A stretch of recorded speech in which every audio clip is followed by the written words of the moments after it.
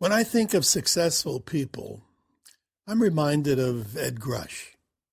Ed was a truck driver when we first met. It was quite a while ago, but the memory is clear.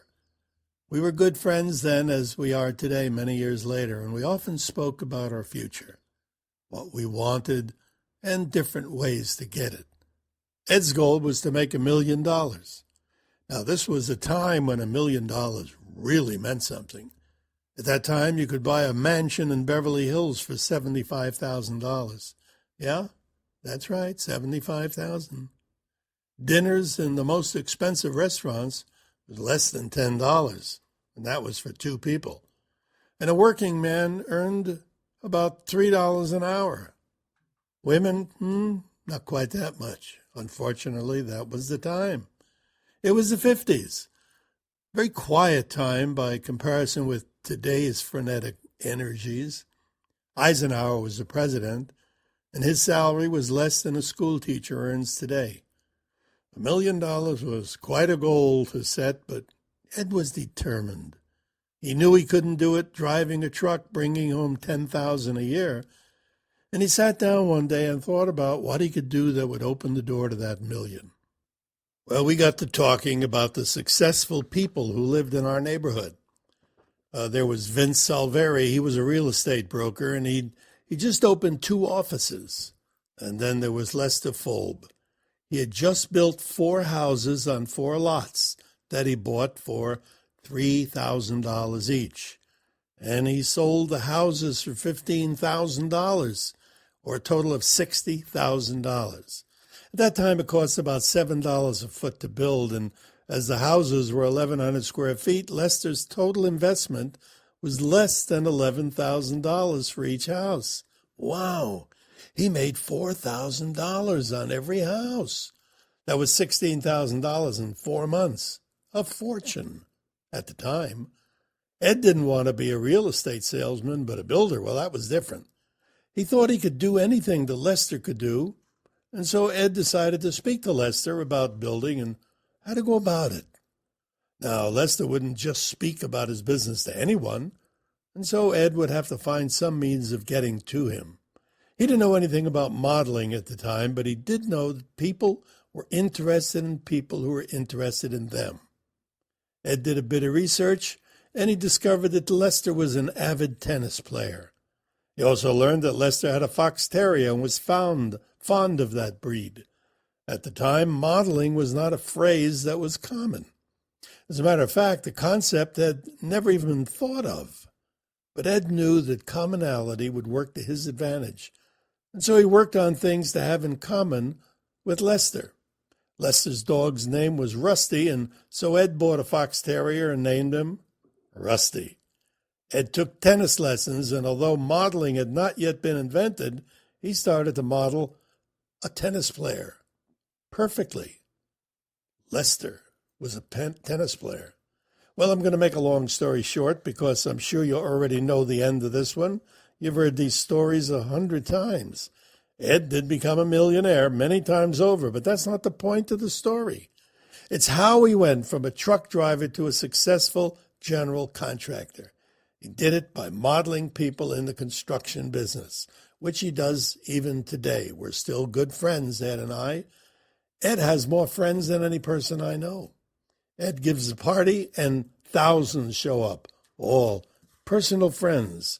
He gets along because he models everyone. Joe Brandt, another friend, was a survivor of the Holocaust, and he wanted me to write a book about his life. I said no a dozen times. I didn't want to write about that very terrible period of time, but then one day I found something about Joe out about Joe that I didn't know. When Joe came to the United States, that was in 1946, he came as an immigrant, of course, couldn't speak any English, not a word. He was totally uneducated as he was a prisoner during his formative years. He was just 17 years old, after all, at the end of that terrible conflict. He didn't know one person in the United States. He didn't have one single penny, no money at all. The only thing Joe had when he came to the United States was the clothes he was wearing. Nothing. And yet, when I met Joe, he was in his 70s, spoke perfect English, as well as 4 other languages, and he was a millionaire many times over. How did he do it? Well, modeling, yeah. He modeled the rich, the educated, the creative, and he grew. Well, he didn't feel sorry for himself. And yes, I did write his biography. It's titled Survival and Payback. You can even read a bit about Joe's life by going to one of my websites, burtsart.us, and scrolling down to the bottom of the page. Click onto the book cover of Survival and Payback, and you'll read a chapter about Joe. John Gilbert was a carpet layer. John played golf in his spare time for recreation. He very seldom shot under 100. He'd given up trying to get to the 90s or the 80s. He learned a simple technique to model a professional golfer, and he soon found himself playing in the high 70s and low 80s. Most, if not all, successful people in any field of endeavor, any profession, any business, they model other successful people, generally without a clue that they're doing it. Modelers all, but unaware. What happens when you are aware of the modeling procedure? What then? Well, let's see. I certainly am aware of the procedure. I better be. I'm teaching it. And I won't teach anything unless it's already worked for me. After all, if it doesn't work for me, I can't really in good conscience teach it to others.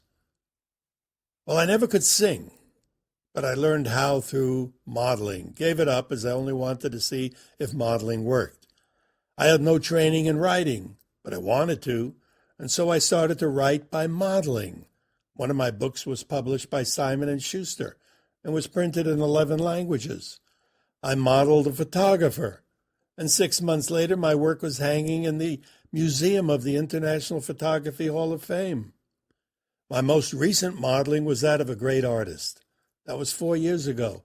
My paintings are now in an international gallery, and people have compared some of my work to Van Gogh's. Incidentally, I painted my first canvas at age 78. Never had a lesson, never had a book about it. You might say, well, you had a natural talent. I didn't have a natural talent. I couldn't paint anything before I started this modeling business.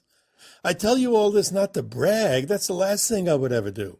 I tell it to you because I want you to accept the fact that modeling, when done correctly, works. Also because it can be a wonderful resource in your life. Those of you who have my quantum jumping series will see that I modeled the perfect person, myself, who had already succeeded in what I wanted to do, what I wanted to be. Well, ENLP is different. I've taken the NLP concept of modeling and bumped it up a few notches, simplified it, made it easier to understand and to use, and because it's so advanced, I call it the new Enlightened NLP or ENLP. Now, there are 3 specific manners in which to model a person that you should be aware of. So allow me to walk you through each one so that you can use NLP to its utmost and so that you can become successful in whatever field that you choose. First, and in no particular order, there is visual modeling. Then there is auditory modeling. And third, there is kinesthetic modeling. And fourth, I call VAC, which is an acronym for VAK, for visual, auditory, and kinesthetic. VAC incorporates every facet of modeling, and so we'll go through each one so that you will understand how to use the dynamic modeling concept. With this module, I'll talk to you about visual modeling. Now, first of all, before you model someone, you want to be sure that the person has the attributes that you want. So then let's create that person. Let's create a perfect person through the magic of NLP. The person that you're going to model first is going to be you, but a perfect you. You're going to create a new you, a perfect you. Imagine that you have the ability to do that. Sort of like a writer who can set up a character's entire life. What if? What would your life be like if you had the perfect education? If every one of your teachers was caring, thoughtful, highly intelligent, and motivated to give you their best. And further, imagine that you had perfect parents, parents who helped and guided you every step of the way to be a successful, action-oriented individual. You had perfect friends. You made all the right choices. You would have turned out to be a problem-free individual, a perfect person, a successful person. Imagine that you that could have been. That will be the person that you're going to model. That will be the person who will be your guide, your new blueprint for life. But before you model this perfect you, decide on what it is that you want out of life. What are your goals? Pick one, just one. Pick one goal, for that's the goal that you would have already achieved had you been a perfect person. The perfect you already has achieved the goal you're striving for. Imagine this person. Just pretend. Pretend that you can create a mental image of this perfect you with your goal achieved, accomplished. Now see this perfect you walking down a familiar street with authority, with confidence, with a strong sense of self-esteem. There are two advanced manners in which to visualize this perfect self, the objective way and the subjective way. The objective way is the fly-on-the-wall viewpoint. You see yourself doing things. The subjective view is the merger viewpoint.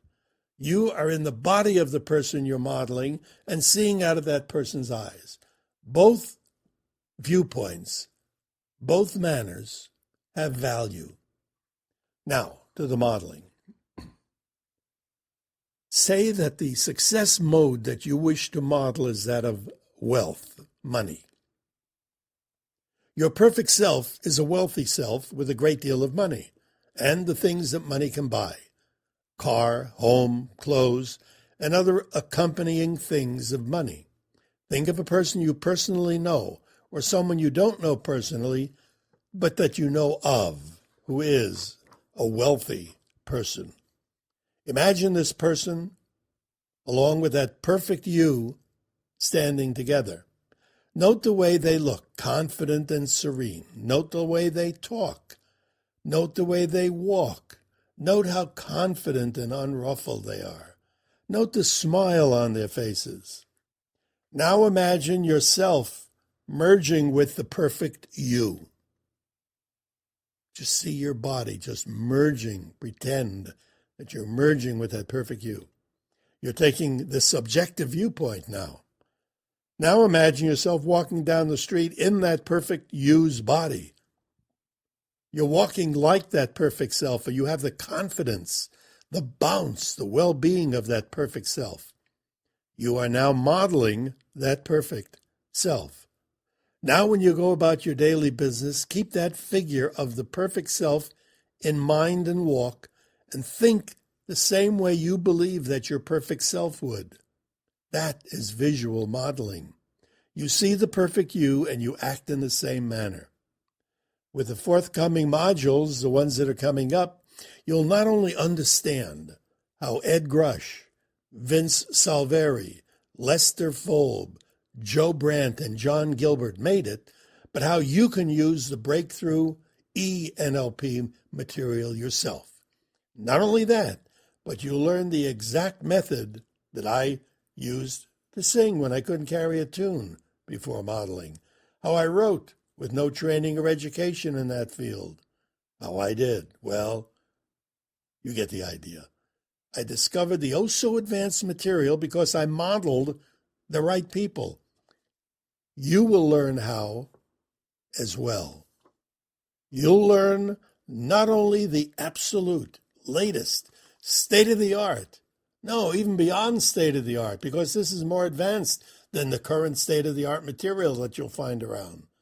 And one of the reasons for the word enlightened is because after you learn my my methods of using modeling for money, success, and wealth, you will definitely be enlightened. I guarantee it. I can't wait for you to hear the rest of the material. Nothing gives me greater pleasure than enlightening people in a simple, straightforward, and honest manner. Now, here's your first technique for superior enlightened modeling for money. This is an ENLP technique. We call it Midas through the mirror, the money technique, the modeling for money technique. Think now about an affluent person that you either know or know of. Imagine that person walking down a street, driving a car, jogging, or whatever that person does. See the person eating, playing golf, tennis, basketball, or any sport. Imagine that person doing things, spending money, getting money, having money. Now visualize yourself standing in front of a mirror. Visualize yourself reflected in the mirror. Imagine an affluent you is standing on the other side of that mirror, the person you're going to model. You also can see that perfect you who is a success, who has money, on the other side of the mirror. So now you're standing in front of a mirror, you're looking at yourself, but on the other side of the mirror is a perfect you, the successful you, the you that is affluent, wealthy. Relax. Now reach in through the mirror. Just mentally see your arm reach in right through the mirror, like you're a magician. You reach in through the mirror, grab hold of that affluent you on the other side of the mirror, and pull that self back to this side of the mirror and allow that self to slip onto yourself. Now look in the mirror. Now you're looking at the new you. The you with a rhythm of success. The you with a new energy. Go about your business and don't consider the affluent body over yours. The energy of the affluent person is what you're getting. That's what you want. Every now and again, you might think of King Midas, whose very touch turned things into gold. In the next module, we'll do auditory modeling. When I say auditory, I'm reminded of a time that I was talking to I guess you might call him an elderly gentleman in Atlanta, Georgia, after I finished a seminar there. Now, this fellow was definitely old school. He had an accent like syrup pouring over a pancake. It was a hotel in Peachtree Plaza, if you're familiar with the area. And he was waiting for the concierge, as I was, and we started to talk. I asked if he was a native of the region, as I had just come from California, and I was here to do a seminar, et cetera, et cetera, et cetera. Well, he looked at me pretty carefully for a moment, and then the words just rolled out of his mouth. Would you all mind not talking so fast? Just about like that. And it suddenly dawned on me that our speaking rhythm was so out of sync. He didn't hear a word I said. He thought I was talking a foreign language. Well, I decided to model his speech without mocking him. Certainly didn't want to imitate his syrupy accent. That would have been rude, not to mention the fact that I would have lost any hope of communicating with the guy. So I slowed my speech, but hadn't matched his. Not yet, at any rate.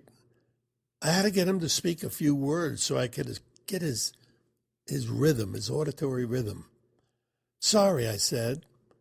I get so used to talking to New Yorkers that I forget I'm speaking fast. Well, he smiled when I said that. Yeah, he said, them Yankees sure do talk like water gushing through a drain pipe. Well, this time I was ready for him. I got his rhythm and thought of myself speaking mentally at the same rate, same volume, as the person that I want to match. And so I mentally said, now this is auditory modeling. I mentally said, them Yankees surely do talk like water gushing through a pipe. Now, that time, I used his rhythm and somewhat of his accent. Not that I was trying to copy it. Now, I wouldn't want to say that out loud, as it would seem as though I was mocking him. And I certainly wouldn't want to appear disrespectful. I'd lose him completely if I was. But by repeating the words mentally, I automatically got into his rhythm. And after that, the modeling comes automatically. After that, two of us had a fine conversation. I've never had a problem communicating with people and have been told many times how easy it is to talk to me. Now, I should say at this time that I have had occasion to speak personally to royalty, to the heights of intelligentsia, to people ignorant and who couldn't even write. I've spoken personally to leaders of a number of religious orders, also to coal miners, cab drivers, waiters and waitresses, service people, attorneys, judges, business people, an astronaut, physicists, psychologists, psychiatrists, billionaires, and homeless. I communicate and get along well with all of them. How? Simply by modeling them when we meet. I've been doing it so long that it's automatic, and I don't even realize that I'm doing it. But just the simple act of repeating the rhythm of someone's speech pattern before you answer them will put you into their auditory space, and you automatically start the modeling process. But even before you model anyone, it's important to believe that everyone is right. If they believe that they're right, that seems to be a puzzle. How can everyone be right? Well, it's my own belief that when a person believes something to be true, it is true for them, but not necessarily for me. Right now, the world seems to be divided between believing the universe is 6 billion years old or 6,000 years old, as many creationists believe. There are even those who believe the world is flat. How can I, you may well ask, then believe that the universe is eternal and infinite, limitless in scope with no boundaries? How can I hold that belief and still reconcile the beliefs of those who disagree? Because I don't disagree. No one knows who is right, and in an infinite universe, everyone is right. Well, let's save that for another discussion and get back to the modeling. It doesn't matter that you don't believe what the person you're going to model believes, as long as you accept that they are right for them only, not for you. You're not going to model their beliefs, only their success. Allow me to help you to model the most successful person on the planet, as this is written. No, I'm not referring to Bill Gates or Warren Buffett. I'm talking about Barack Obama. Few people will argue with the fact that he is eminently successful. Oh, I don't say to model his speech because you want to become president, but the success patterns are there. He's been called the greatest orator of modern times, and few would disagree with that. Even people who disagree with what he says enjoy his speeches. What is it about his speeches that can be modeled? Well, let's just see. Quite possibly, it's his confidence that shines through. He is so confident in his beliefs that he doesn't have to attack anyone else's. He only has to exude the confidence in the belief that he's right. This was most evident during the debates with McCain, who, seemingly unsure of his beliefs, constantly attacked Obama. Obama didn't respond, feeling so confident the words of McCain just bounced off the armor of his confidence.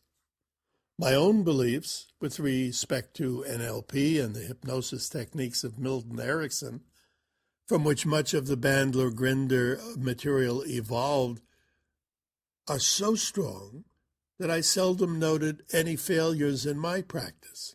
My model was the master psychiatrist, hypnotherapist, Milton Erickson. I heard Milton Erickson speak many years ago, and the rhythm of his voice captivated me. Dr. Erickson has long been considered the most advanced and effective hypnotist and hypnotherapist that has ever been. As I had been a hypnotist and therapist myself, I thought to improve by modeling Erickson. He spoke slowly, and every word was distinct. But that was not what I was after. It was his rhythm. Suddenly it came to me how he did it. He paced with his speech, carrying the listener along with the pattern, and how he said it, even more than what he said, was doing it. As example, if someone were to say, Tom went to the market to purchase a pound of ham, well, that would not exactly be an earth-shattering experience, but Erickson wouldn't say it that way. He would say it something like this. I'm reminded of the time that Tom went to the market to purchase a pound of ham. And you'd be sitting at the edge of your seat, waiting to find out why Tom went to the market. Erickson's pauses were just as effective, just as important as his words. He wouldn't say, I'm reminded of the time that Tom, etc. He would say it like I said it before. I'm reminded of the time, pause, and you waited to find out what he was reminded of. That Tom, pause, went to the market, pause, to buy a pound of ham. Now, that was his rhythm, and that's what I modeled, his auditory rhythm, and it worked. A year after modeling Erickson, I wound up on the cover of the National Guild of Hypnotists monthly magazine as the hypnotherapist of the month. And my classes throughout the United States and Europe grew until I had to limit the size of them.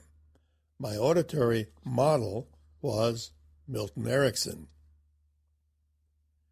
We take this to the next level with auditory agreement modeling. This modeling of the auditory is especially valuable to salespeople, but everyone wants to influence other people every now and again. Harry McGrath was a car salesman who decided to model the top salesperson in his company. Dustin Gregor was the top man. Harry couldn't figure out why. Harry felt he was better than Dunstan.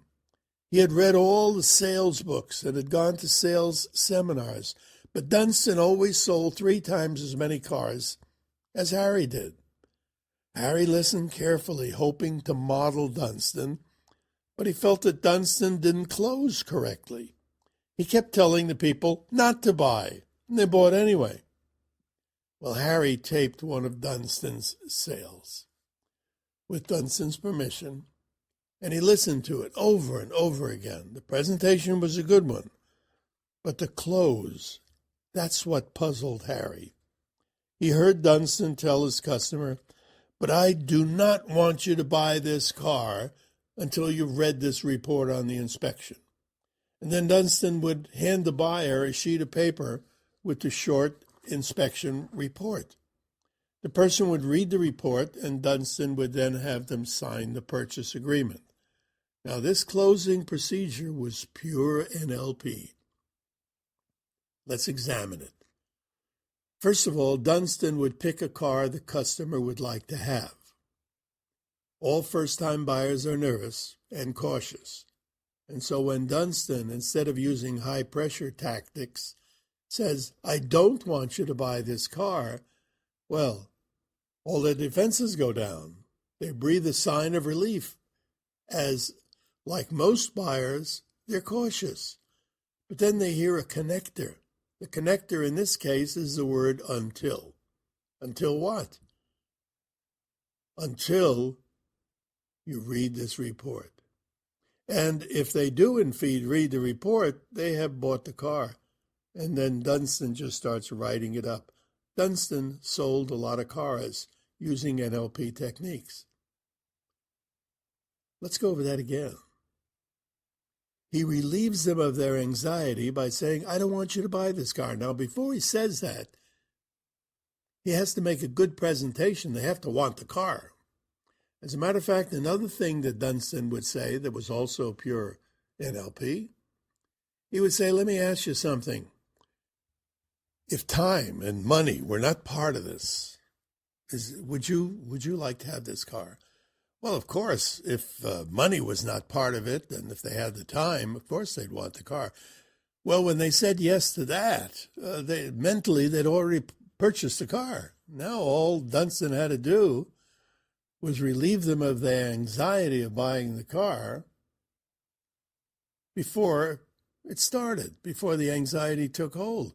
And so he said, well, I don't want you to buy this car. Well, that relieves their anxiety. Oh, he doesn't. I thought he did. No, I don't want you to buy this car until you look over this particular contract. Until you look over this particular inspection report. Until you look over this paper. Until you do something. But that word until is what did it. There's your ENLP for sales, that connector, until. Well, Harry finally got it. His sales soared. But even better, he was able to get his 10-year-old to do her homework using this auditory model. Now you may not be a car salesperson. You probably aren't. You may not even have a 10-year-old. But I'm sure you want to influence other people at one time or another. Well, getting back to Harry, with his 10-year-old, he actually used auditory agreement modeling. His daughter would say, I don't want to do my homework now. Instead of arguing or threatening her with grounding or taking her allowance if she didn't do her homework, he agreed with her and said, okay, don't do your homework. Now for the connector. Okay, don't do your homework. At this point, he paused. That was the agreement part. And then he continued. Okay, don't do your homework until you've turned off your cell phone. Now, the psychology here is getting to the homework is hard. Turning off the cell phone is easy. But by turning off the cell phone, she's automatically agreeing to do her homework. The way the mind works, she heard, don't do your homework. Okay, she really didn't want to do it anyway. And then, until you've turned off your cell phone. Well, at one point, she turns off her cell phone, and then there's something nagging in her subconscious. She has to do something. She's already agreed to it. She turned off her cell phone, and then, without giving it another thought, goes on and does her homework. The key, however, is the agreement. Agreement stops an argument cold. It works like a charm. How many ways can you use auditory agreement modeling? Here's another way to use it to collapse an argument.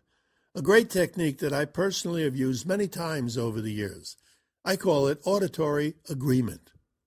Someone's arguing with you. Let them talk. Let them let off steam. And when they've finished, agree with them and say, you're absolutely right. This agreement modeling stops them in their tracks. Let's take an actual case of reverse modeling. Tommy Shanks wanted the mechanic who was working on his car to rotate the tires. The mechanic didn't have the time, he didn't want to, and he started to argue, saying it wasn't necessary. It was a waste of time. He was busy. There were other customers waiting. Well, Tommy let the mechanic talk. Finally, there was a moment of quiet. Tommy said, you know something, you're absolutely right. It isn't necessary. Well, at that stage, Tommy was back in control. The mechanic looked at him kind of quizzically. There was a long moment of silence. The mechanic didn't know what to say. Tommy had taken all the wind out of his sails. Now that Tommy was in control, he could easily lead the mechanic. He could lead him exactly where he wanted to take him. Now was the time for auditory modeling. He spoke very slowly, pausing and emphasizing. If you were to rotate the tires, he said, that would take a lot of time. The mechanic nodded. What else could he do? The customer was agreeing with him. And you could spend that time with other customers or doing other work, couldn't you? The mechanic nodded. At this point, the argument was over, but the tires weren't getting rotated either. How do you end an argument and then lead the person to get your way? Here's how Tommy did it. Let me ask you something, he said. If the President of the United States was here asking you to rotate the tires, would you find the time to do it? No, of course I would, the mechanic replied. Tommy looked at him and smiled. He'd already gotten mental agreement. And then he said, well, he can't make it, so I'll just take his place. The mechanic looked at him, shook his head, and rotated the tires. Silly story? Actually, it's true. I happened to be with Tommy at the time. It was right after an NLP class I had presented in North Hollywood, and Tommy was practicing. Later, he told me he was amazed that it really worked. He didn't even want his tires rotated. He had cut what might have been an angry confrontation with that simple technique of agreement and leading the person to get what he wanted, to get them to go where he wanted them to go. Some agreement modeling up. Wait for a moment without saying a word and allow the person to vent their anger or thoughts. Agree with the person and then lead them to where you want them to be. Here's still another use of Enlightened NLP that's practically guaranteed to save you thousands of dollars over the next few years. And it'll also bring a good deal of satisfaction to you as well.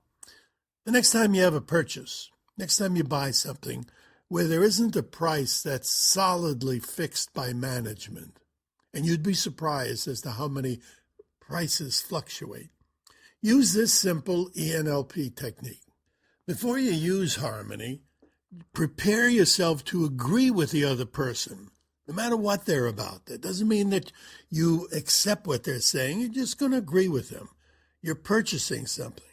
The salesperson has told you all about the product or service. You smile and agree with everything that's been said. Then you add, can you do better? Can you do better? It's as simple as that. Let me tell you how it worked for my good friend and colleague, Ovi Sehested. Ovi is the co-author of a book that we both wrote, Better and Better. Well, we were out wandering the streets of Laredo one day. We had just written the book, Better and Better, which is a definitive work on how to present a Silva method class, and Ovi wanted to meet Jose Silva. I'd been the master of ceremonies of the Silva Awards Convention for a number of years, and this was a good opportunity to introduce Ovi to Jose.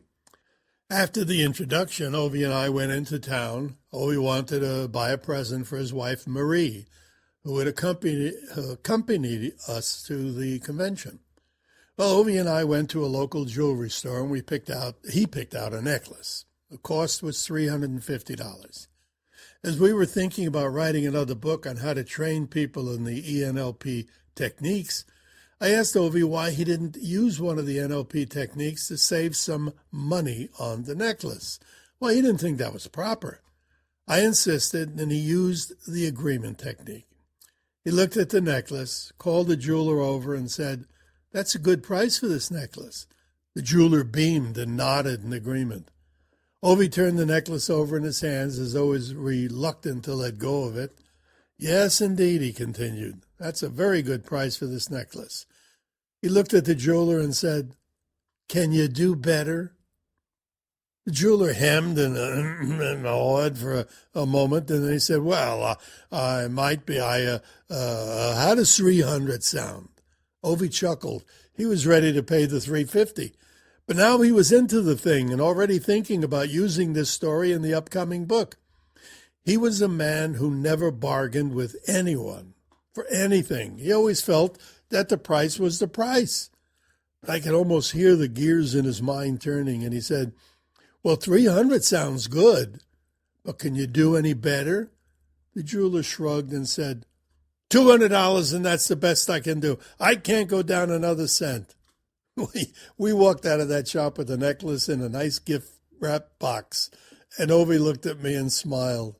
I just saved $150. This stuff really works. I nodded in agreement.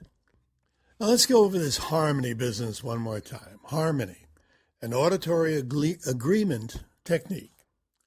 You agree what's being said, and then say something that will lead the person to where you want them to be. The agreement, yes, that's a good price.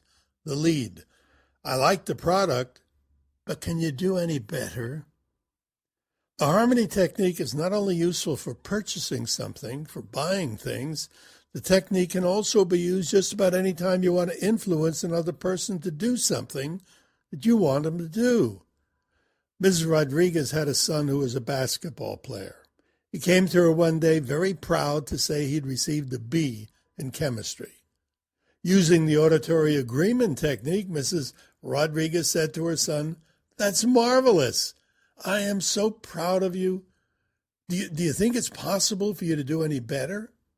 She showed her pride, and she instilled in her son a goal to get still higher grades. In the next module, we'll go into kinesthetic modeling.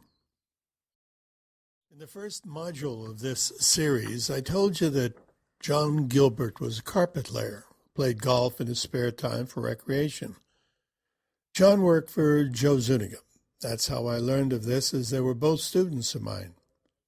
John's score was just over 100. He'd given up trying to get to the 80s or even the 90s. He learned a simple technique to model a professional golfer, and he soon found himself playing in the high 70s and low 80s. He did this entirely through kinesthetic modeling. As with all the features of NLP, you'll always see the submodalities of the original model spelled out. In this case, the original model is kinesthetic. The submodalities are the shape, the pressure, the location, the size, the texture, the temperature, and the general feel of the body. Now, we don't have to address any of that with ENLP because with kinesthetic modeling, all the above is automatic. Here's how John Gilbert did it. The golfer he wanted to model was Arnold Palmer. To model the great golfer, John did it differently than he'd heard. He had heard that if you were to examine in specific detail exactly what the person you're modeling does, you'll get the same results as they do. Act the way they act. If they stand straight, you stand straight. If they bent over a bit, you bend over a bit. Imitate their actions and expect the results of success. Alas, if it only were that simple. Unfortunately, it's not. Problem with being that you can model the outer features, but not necessarily the attitude, which is the main aspect of the actions of the person. The way that John did it took that into consideration as well. I could go over pages of text and hours of talk on how to model a person's kinesthetic actions and features.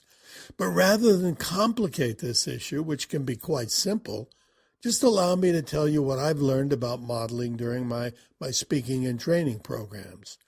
I discovered that it's mainly psychological. In other words, virtually everything works when you want it to work. And nothing works when past programs get in the way of your modeling actions. And dealing with past programs is the key to successful modeling. But before I get into that, let's get back to John Gilbert. His ideal was Arnold Palmer. That was the man he wanted to emulate and to model for success.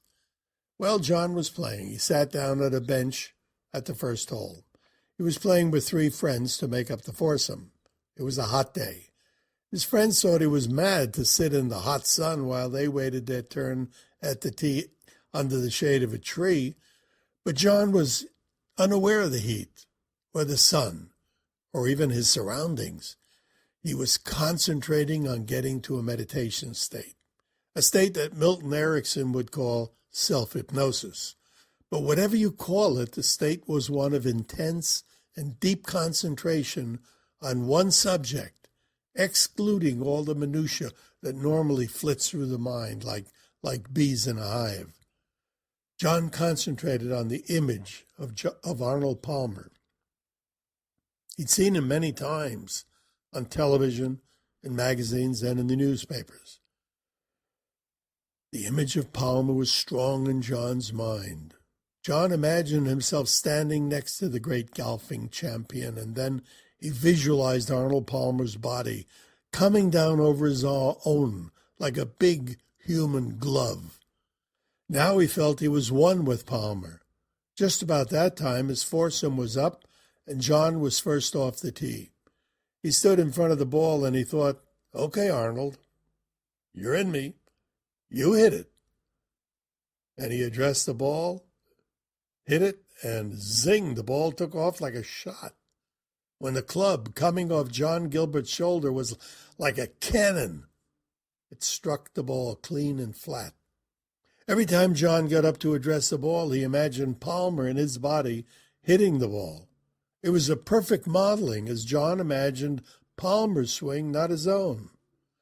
The first 9 holes, John had shattered his old record of 46 by 10 strokes. He went around in par, 36 strokes for the 9 holes, and his 3 companions looked at him in amazement.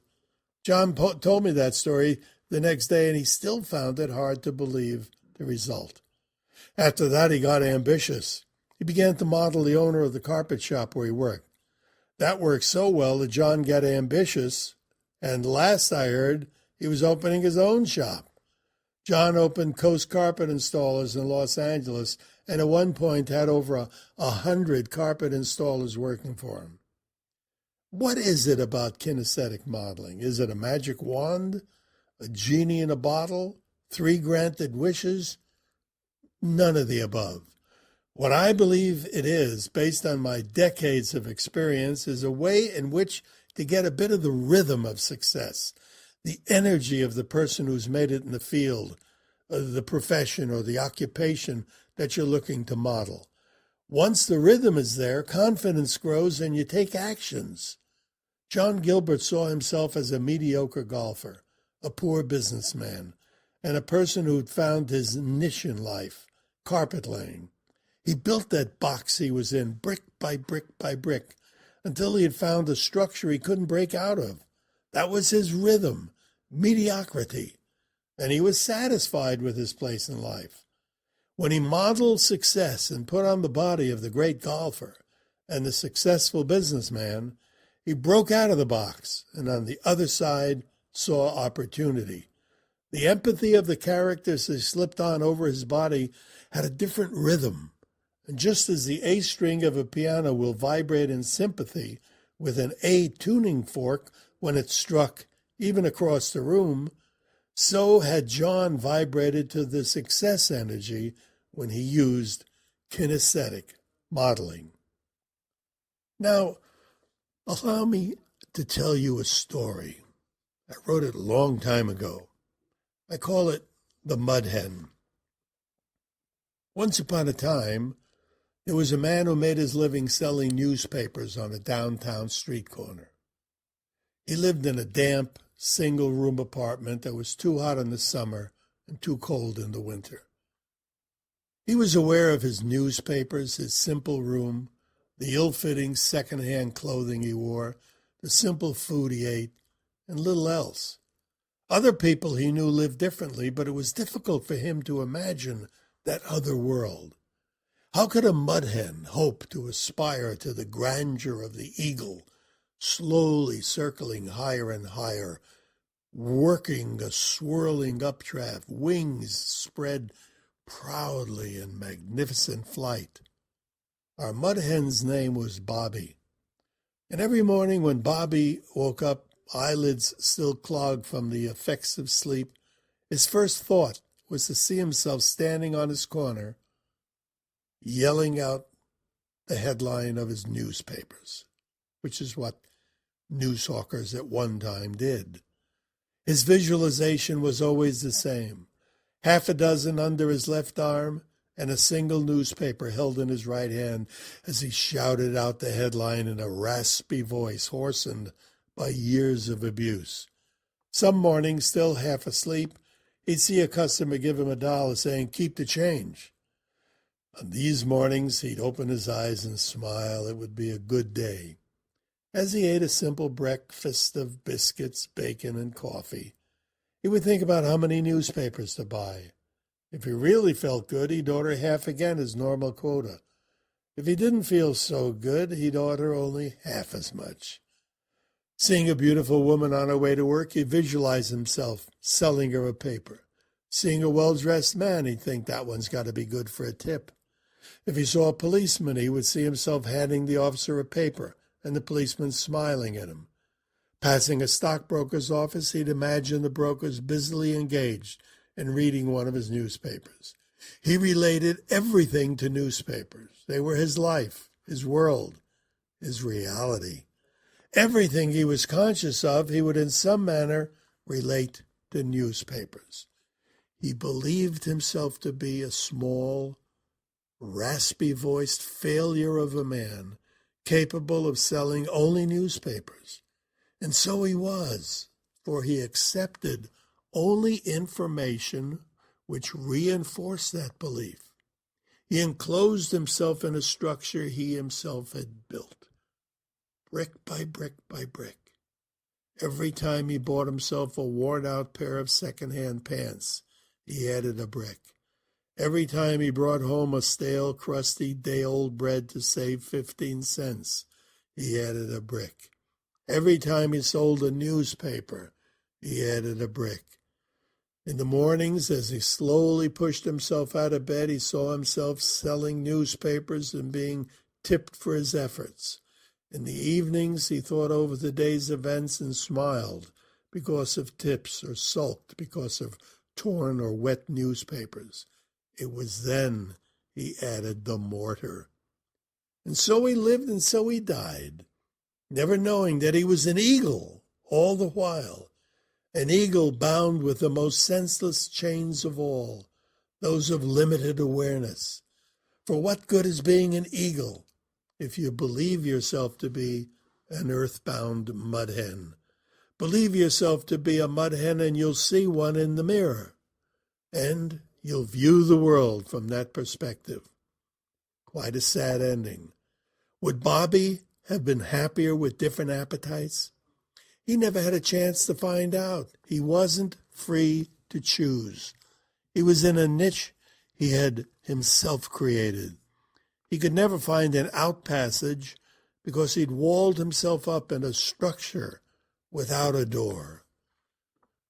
His rhythm was exactly what he himself has created. But what if? What if Bobby had used ENLP and kinesthetic modeling? What if he had modeled one of the successful people who bought his newspapers?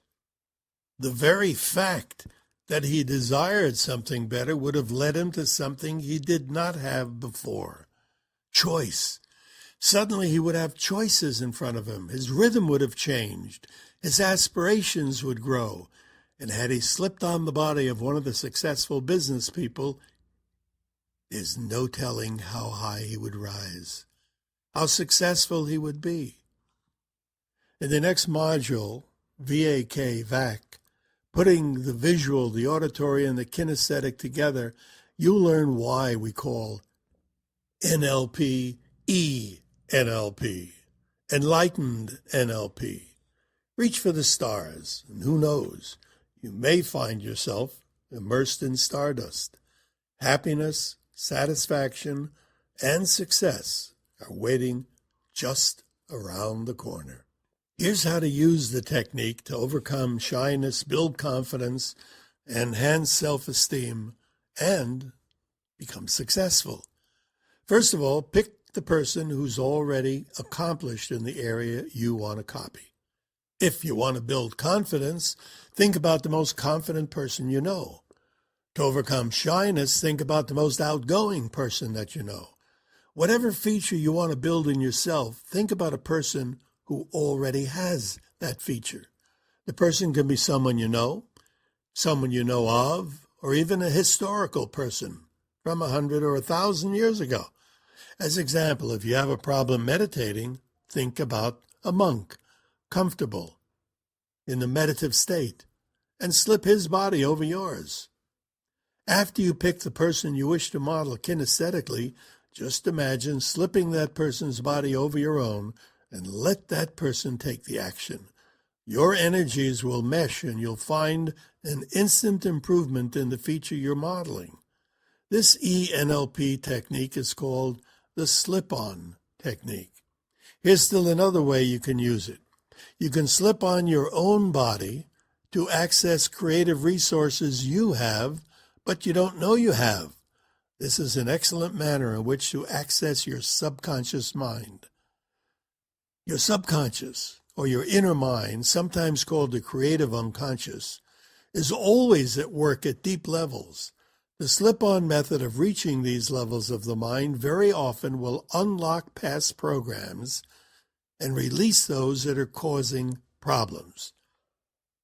Here is your ENLP technique for accessing those creative resources of yours. There are memories, life experiences, and many hidden abilities that are in your inner mind that you don't even realize you have. But a younger, more vibrant you does have access to these abilities. By closing your eyes and enhancing alpha wave generation, you shift from the rational left hemisphere of the brain to the holistic right hemisphere with its closer association to the information that you're looking for. What you want to do is access that younger, more vibrant you. You just remember a younger you. Here's how to do it.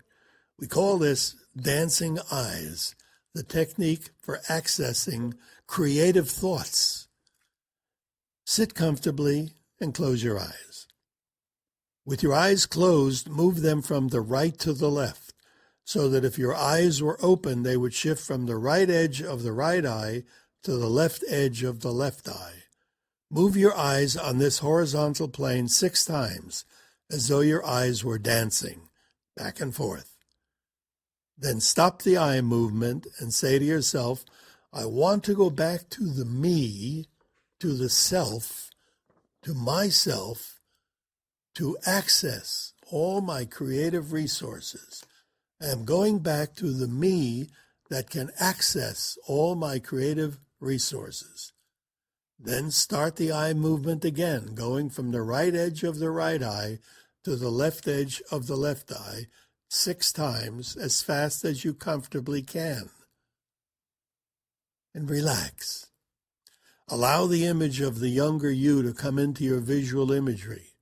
When you have an impression of that younger you, just slip that image over yourself so that you can merge and then clear your mind. And what comes in should be resources, ideas, and creative notions that will help you to solve problems and evolve into a better person. I call that ENLP technique dancing eyes. Dancing eyes can be used for other things as well, as you will learn during the following module. The visual, auditory, kinesthetic modeling combination or cocktail. Thank you. Visual, auditory, kinesthetic modeling. Let's put a few things together here and start this module with an enlightened NLP technique for getting rid of a problem thought that is bothering you. You know, we all have thoughts that occasionally bother us. They kind of flit through our minds like bees in a hive, as I've mentioned before. And the thought could be one of fear, of a person, of an event, of food. It could be 1,000 different things. But allow me to use the thought of food, as that's the one thought that everyone has at one time or another, a food that bothers you as an example. Say that you're on a diet and the thought of chocolate or a cookie comes to you so often that it's all you can think of. Well, just hold your two hands out in front of you, palms up. Imagine chocolate, a bar of chocolate, chocolate cake, chocolate pudding, or whatever it is that's bothering you. Imagine that chocolate in the palm of your right hand. In the palm of your left hand, imagine a head of lettuce. Look at the palms of both hands, mentally, of course. Visualize the chocolate in your right hand, the lettuce in your left. And now clap your hands together. The desire for chocolate is gone. Simple, easy to use, and effective. I taught this technique to a gentleman from Switzerland who paid for me to fly to Montreux, a small town located at the north edge of Lake Geneva. He was having a problem, not with food, but with an event in his life. I'll tell you about Jacques Armel in a moment, but let's get back to the technique, because we started with the technique here, which is unusual. Usually when you hear a module or a CD or something, there's all kinds of justifications, history, and then ultimately you get the technique. Well, here you already got the technique, so let's go over it again. Whenever you have something that's bothering you, whether it's a thing, a person, an event, or a fear, whatever, imagine that thing in the palm of your right hand. And in the palm of your left hand, imagine something innocuous, something that's neutral in your mind. Look at each hand and imagine the fear in one and the neutral thing in the other, and clap your hands together to symbolically smash them apart. And just like that, the thing that's bothering you is gone. Let me tell you about Jacques Armel. Jacques was taken prisoner in Bosnia during the fighting there, and he was tortured and tormented for over a year. He finally was released, and he spent another year in a French hospital before settling in Geneva. He came from a wealthy family, but his life was a ruin. He was depressed, so depressed. All he could think about was that period of captivity and his tormentors. He was actually contemplating suicide when he called on me. He thought of the men and man who tormented him constantly. He thought about that period all the time. I taught Jacques this technique that I call simply problem smasher. It's one of the most useful ENLP techniques we have. I asked Jacques on a scale of 1 to 10, 10 being the worst, where was the thing that was bothering him? He said it was a 10. It couldn't bother him any more than that. Here's the technique that we use for Jacques. The problem smasher, the technique for demolishing unwanted thoughts. Matter of fact, if you have a thought, you can go and do this with us right now. First of all, you want to sit and get comfortable.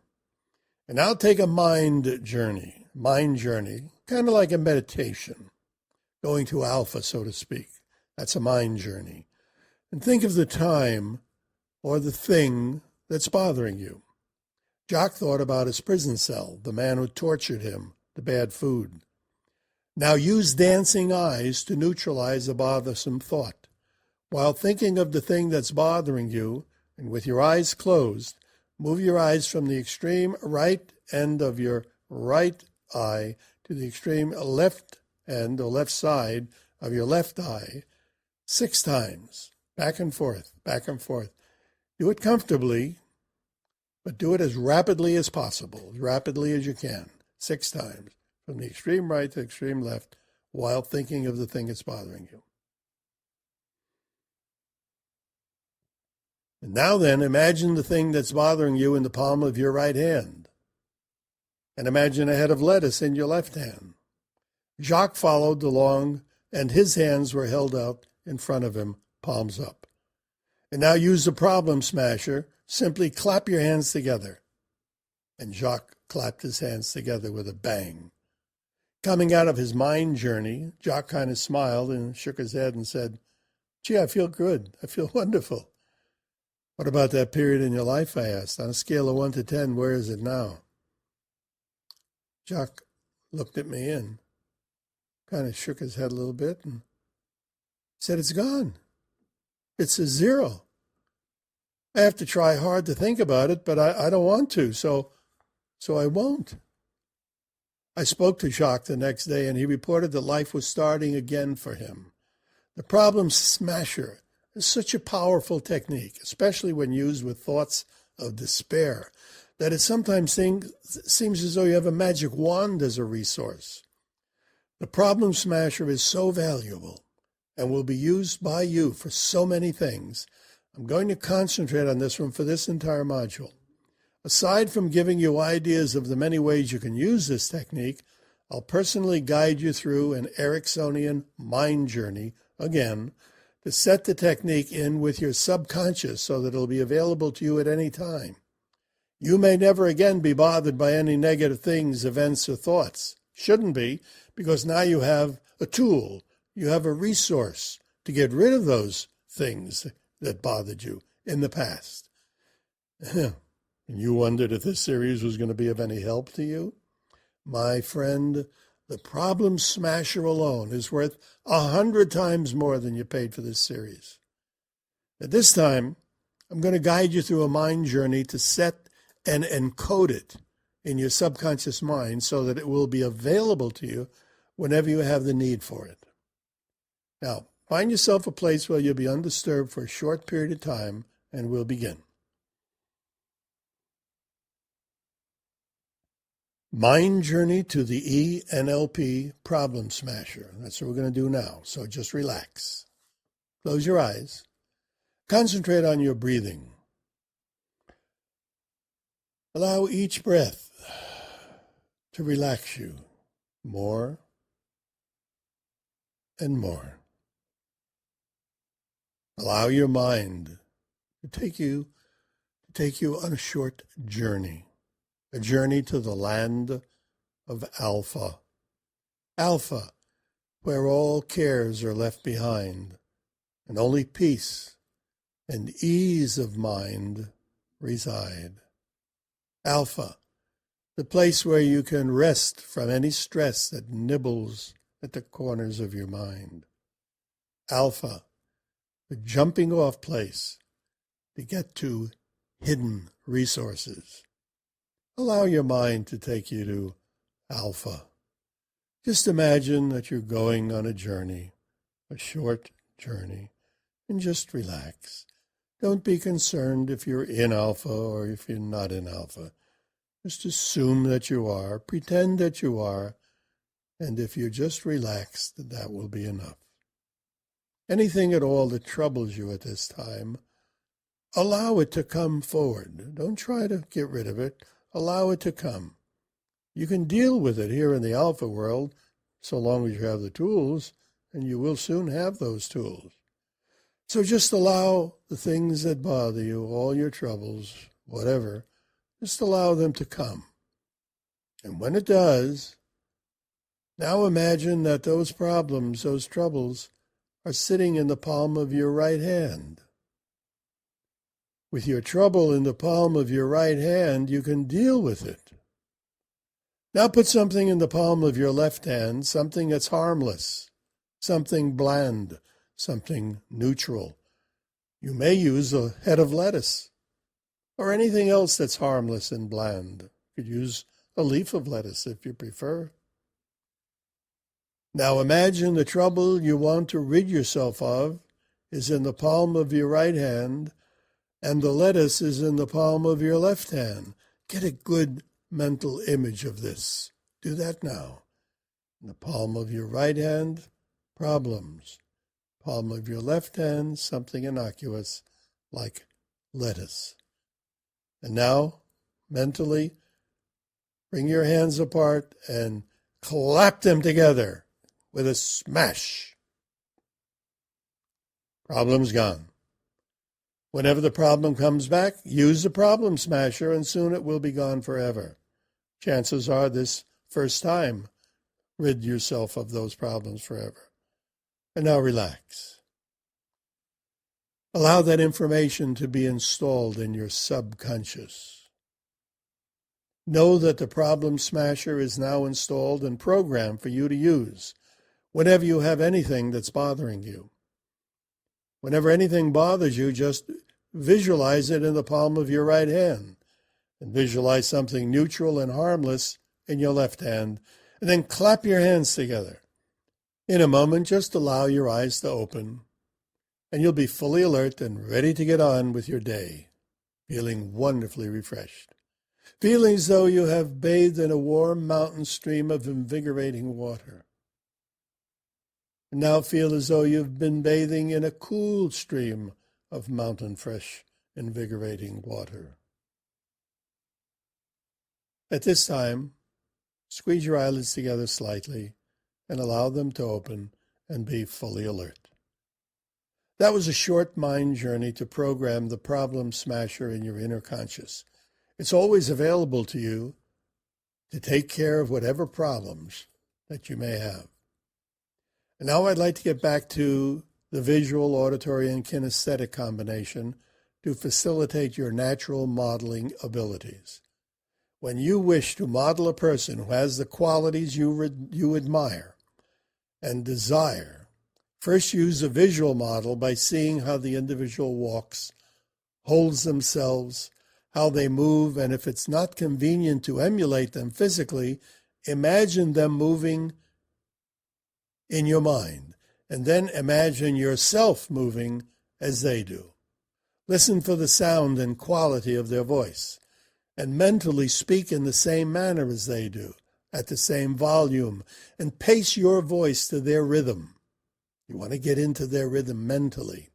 And last, in your great imagination, sense them standing next to you, and then just put their body over your own like a glove. Just slip it over your own.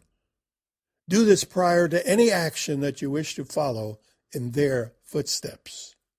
There's an old homily that says, do not judge another person until you have walked in their shoes for a full month. To take that even further, by using the visual, auditory, and kinesthetic modeling of the person that you wish to emulate for 1 month, you'll find more and more that you'll be gathering in their energy, getting into their rhythm, and soon you too will begin to attract the same things that they are attracting. And that concludes this module. In Module 5, we have a mind journey for problem solving and success. Thank you. A mind journey, an Ericksonian mind journey for problem solving and success. This is a quick and easy Ericksonian mind journey. Just follow along and ease into the mental imagery that you yourself create. Think now about a problem you have, something that's keeping you from success. Now just allow your mind to bring out any single thing that you believe might be having an effect on you getting the thing or things that you want. Relax. In a moment, I'm going to count from 1 to 3. At that time, allow your inner conscious to go back to the time the problem first came about. 1, 2, 3. Your inner conscious will now go back to the time the problem was created. Just allow it to happen. Whatever comes, comes. Just allow whatever emerges from your mind, from the depths of your mind, to emerge. When the problem developed originally, you may have felt there was a need for the problem. Allow your inner conscious to go back to that time. Back. What do you sense? Where are you? What's happening? Just allow it to happen. It's fine. Now speak to your inner conscious of that time.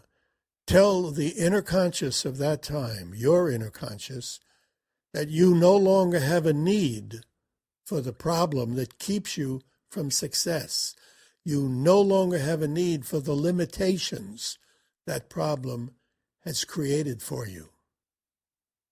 Speak to the inner conscious of that time. Tell the inner conscious, your inner conscious, you no longer have a need for the problem that keeps you from success.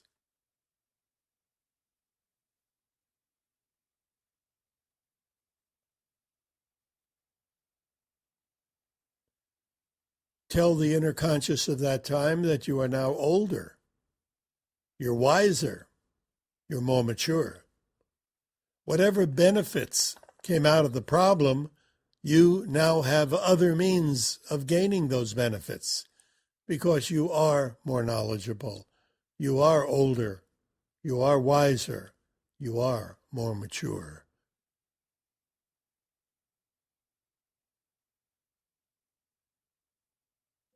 Tell your inner conscious that you now have other ways, other means to get the benefits that came out of the problem. You no longer need the problem.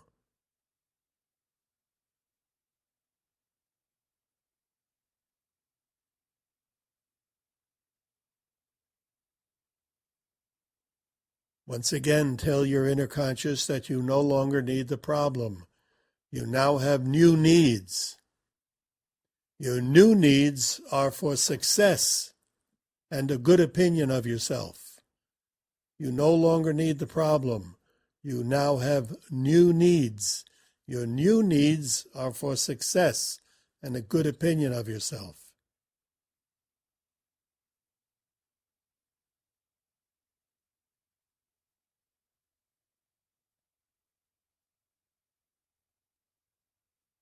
Relax. I'm going to count from 1 to 3. You will be back to the now. 1, 2, 3. It is now. Tell your inner conscious of today that the problem has been resolved. You now have new needs. Your new needs are for success, affluence, and a good opinion of yourself.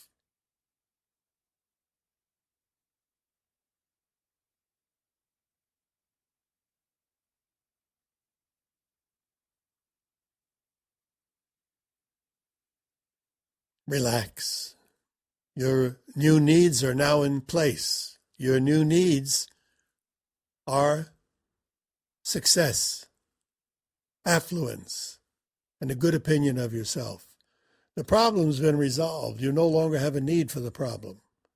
You now have other means of gaining the benefits, whatever they were, that came out of the problem.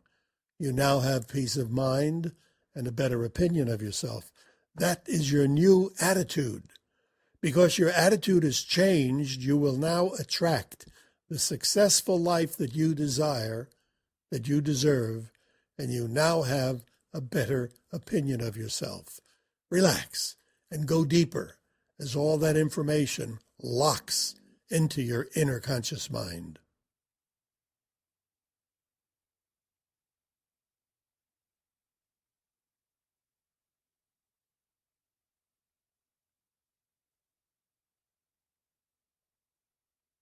In a moment, I'm going to count from 1 to 5. When I reach the count to 5, your eyes will open. You'll be well rested and wide awake. Your eyes will feel as though they have been bathed with cool, clear, healing, mountain fresh water. 1, 2, your eyes are beginning to feel refreshed.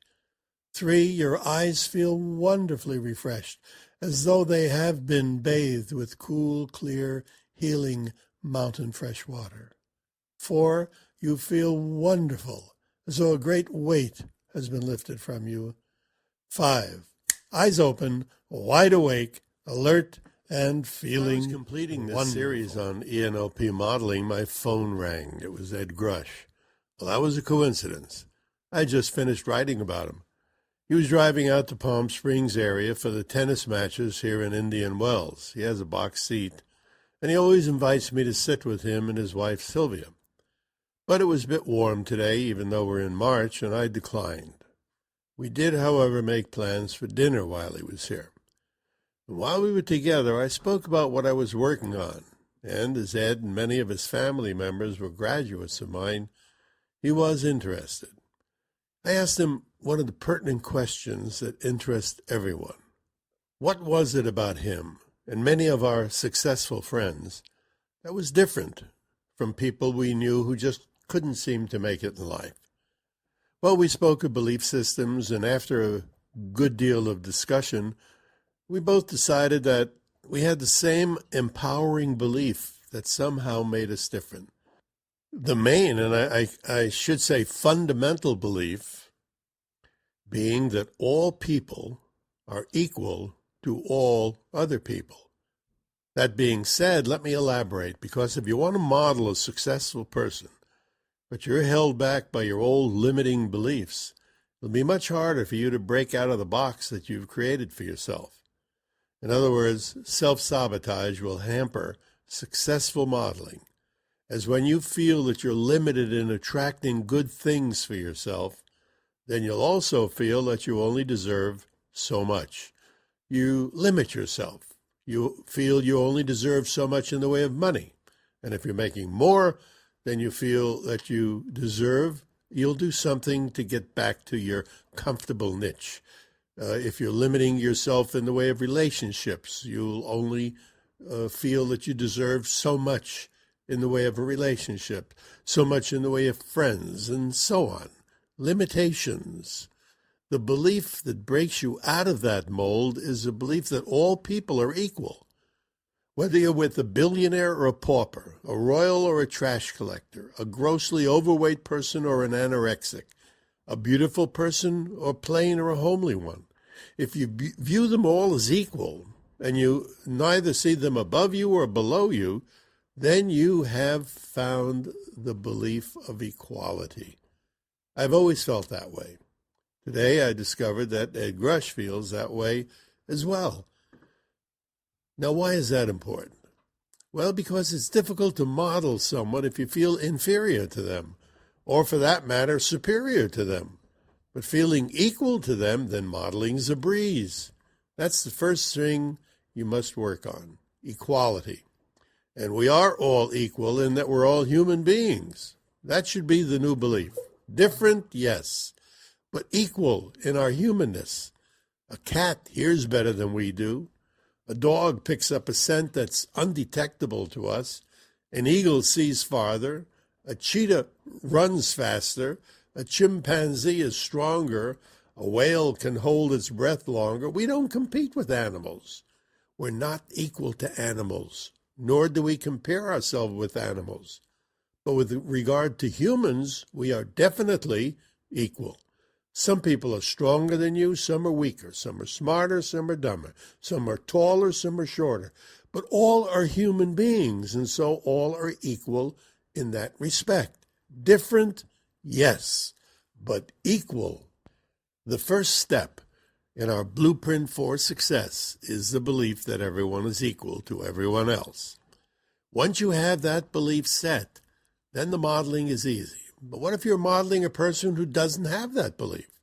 What if you're modeling a person who believes they're superior to you because they have more money, more things, a prettier wife, a fancier house? What then? Well, that's their problem. You're modeling their belief in success, not their egotistical beliefs. Ego is your opinion of yourself. If their opinion is that they are better than or worse than you, that ego will hamper them in many ways, but not in the belief that made them successful in the first place. I was once the guest of a baron and baroness of Austria. Sorry I don't divulge the names of royals I've known. The baroness was a personal friend, but her husband I barely knew. And their wealth was centuries old, so they were really born to it. And I must say the baron was a bit aloof, just to put it politely. I treated him the same way I treat my old and dear friends. And before the evening was over, the baron had let his hair down, and before you knew it, he acted as though we'd been friends for years. Now, that couldn't have taken place if I had looked up to him. I didn't demean him in any way. I just looked at him as an old friend. Now, I could repeat that story with an Indonesian princess, a sultan, a princess of the Netherlands, and other royals. Now, why do I fix on royals? Because their belief that they are better than the common person is programmed in them from birth. Feeling equal to a royal really breaks you through the barriers of belief. Ed Grush feels the same way.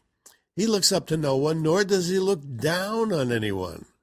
You must work on this above all, that all people are equal. Different, yes, but equal. Competition plays a major role in this feeling of equality. People are constantly competing with other people who they feel are superior to them.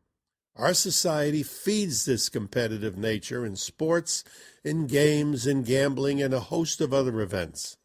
Competition chips away at that belief of equality. The way around this negative belief is to compete, but compete only with yourself. To thine own self be true. What does that mean? That means competing with yourself. When you see other people as human beings, you begin to realize that every human being on earth can do things that you cannot.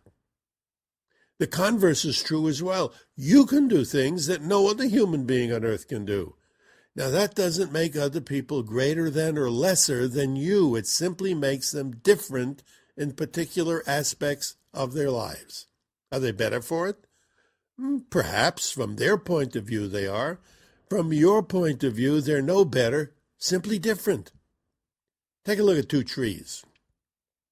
Say that one is a 1,000-year-old redwood, a great stately tree. You look at it, and then you look at a small, stunted pine tree trying to grow through a crevice in a mountain rock. Do you see the redwood tree is better than the pine tree? Of course you don't. All you see are two trees. And that's all you should see, because that's all they are. One is larger, the other is smaller. One is older, the other is younger. Better doesn't enter into it.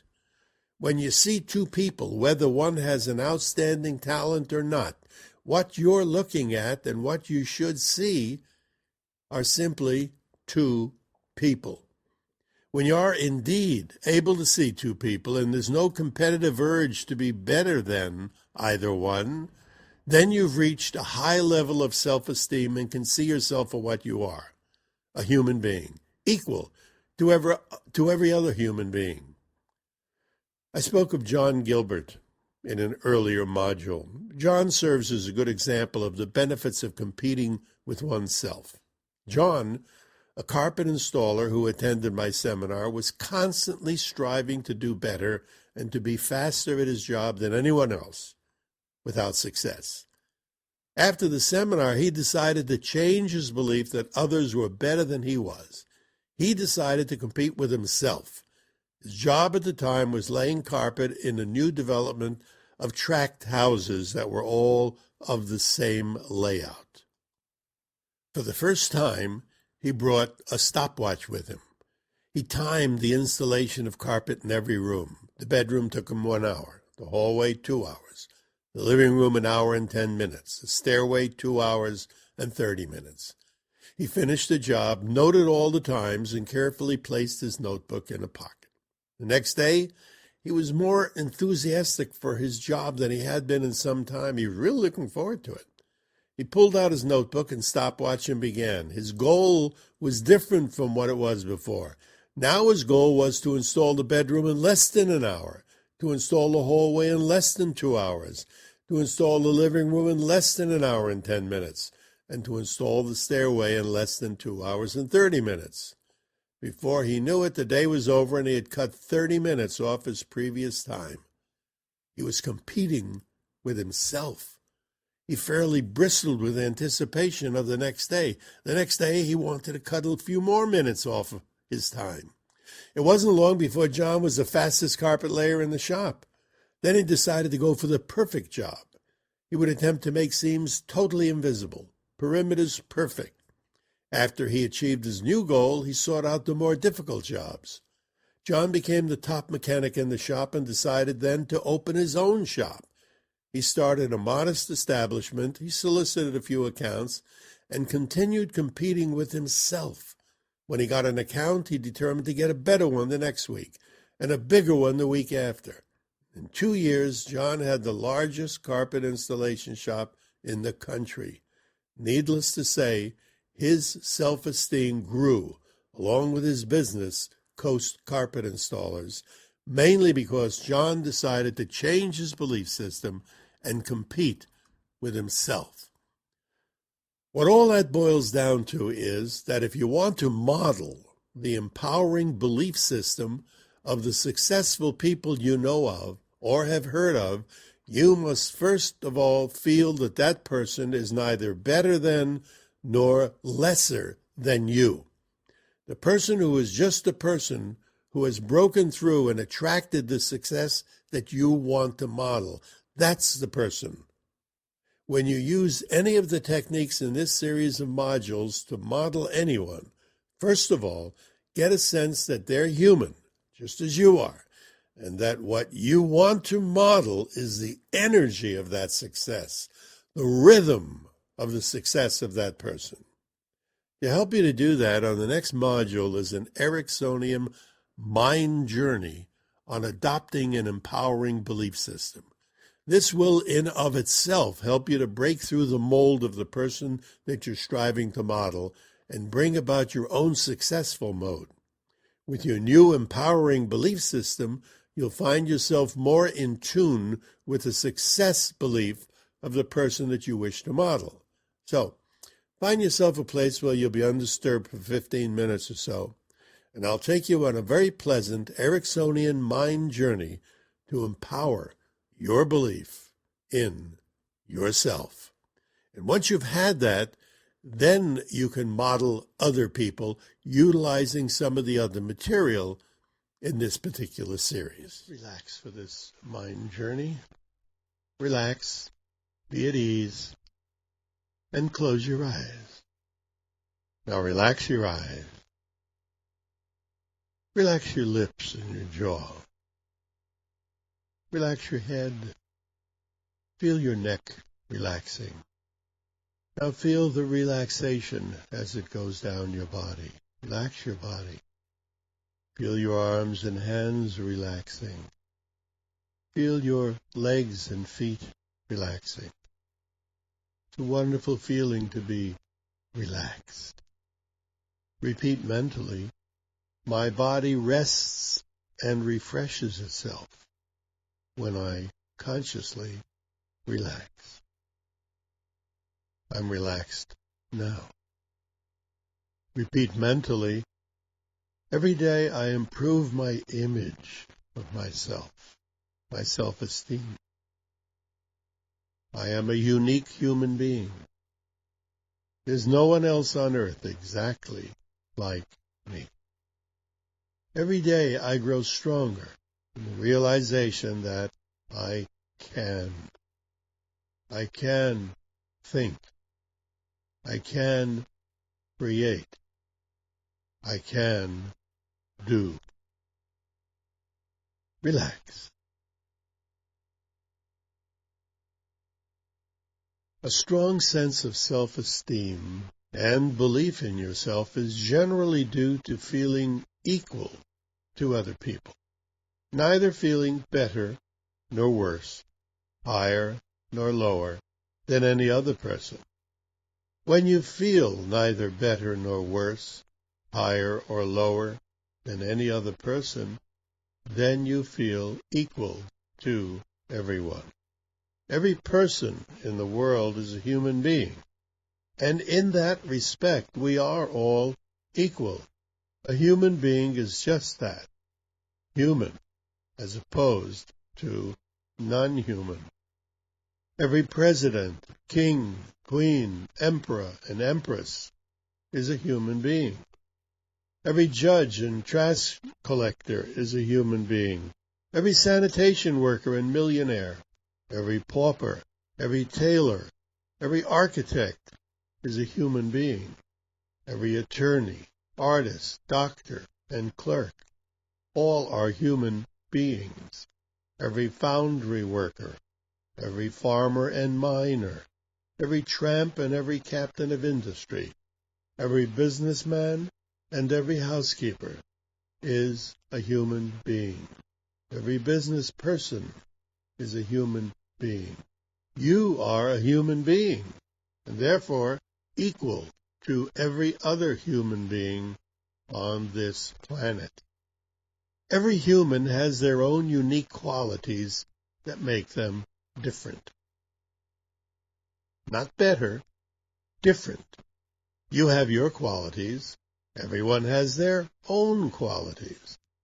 There are things that you can do that no other human being on earth can do. There are things that every other human being on earth can do that you cannot do. The things that you can do are unique unto you. You are unique. You are equal to everyone else on this earth. Repeat mentally after me. I am a human being. I am equal to every other human being on earth. I have my own unique qualities that make me different. They have their own unique qualities that make them different. No human being is better than I am, only different. I believe that I am as good as any other person on earth. Relax. At this time, imagine that you're at a gathering of people. Visualize this. You're at a social gathering. There are all kinds of people at this social gathering.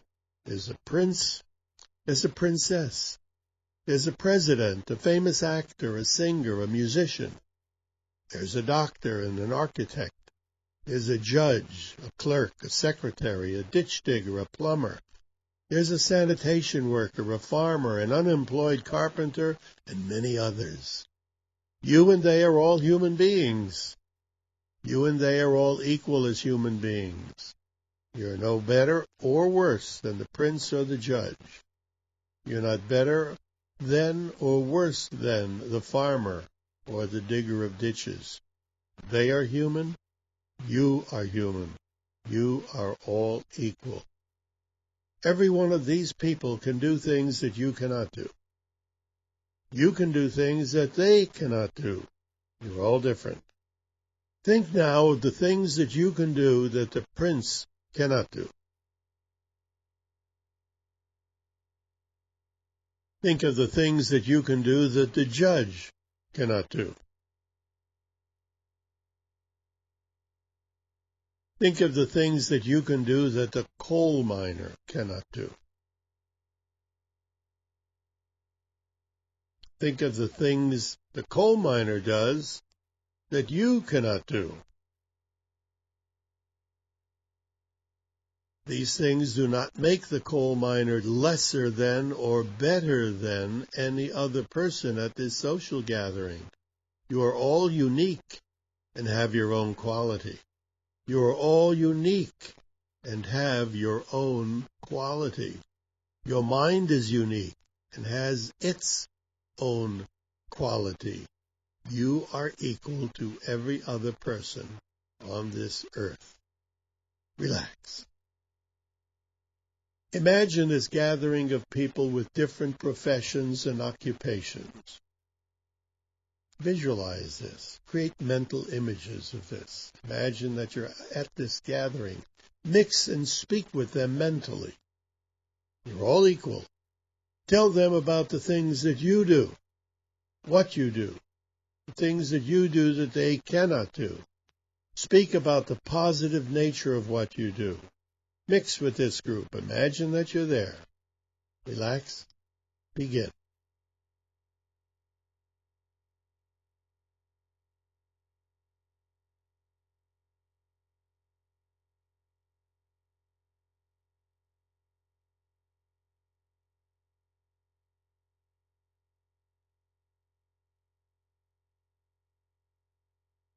Whenever you think of your occupation, what you do, think of the positive aspects of what you do.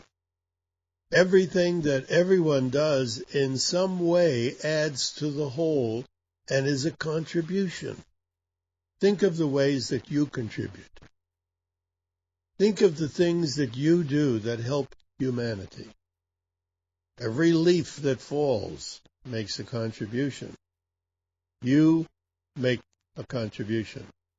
Let every man be as a brother, every woman a sister. When you view all people as either sons or daughters, fathers or mothers, and brothers or sisters, your view of the world changes, And you can truly love your neighbor. You can see the positive aspects of your neighbor. You're no better than you. You're no better than them. All are equal. All are different. Accept people for what they are. They are they, you are you. Sense the positive nature of everyone, and the world will be a better, brighter place for you, for everyone has a positive nature. When you're involved with a negative individual, remember they're negative because they feel an inequity in life. They're negative because they do not feel equal.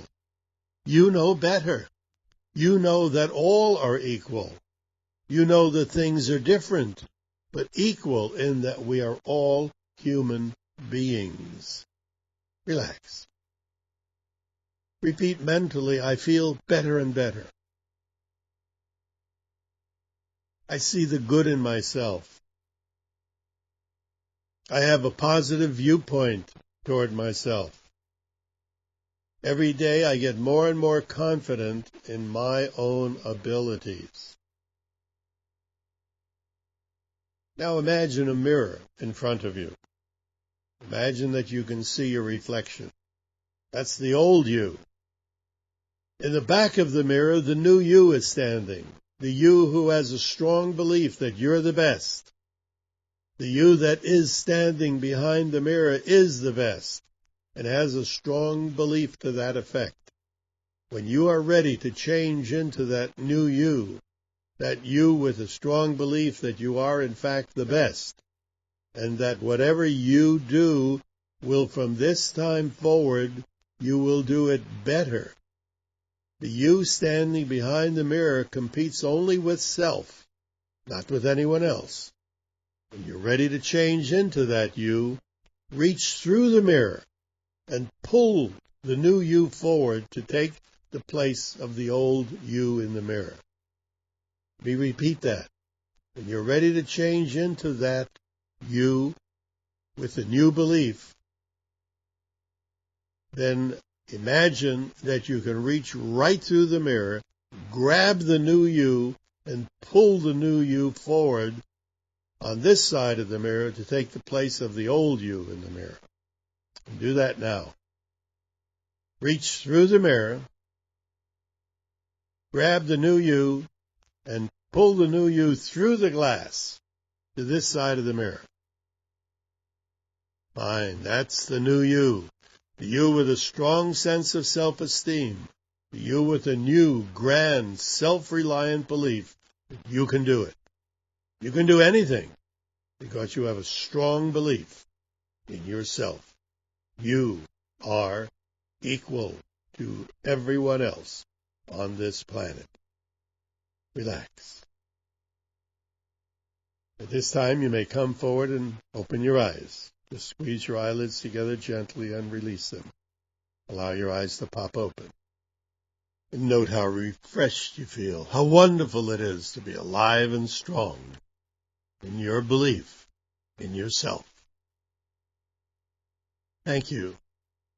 This concludes the series on ENLP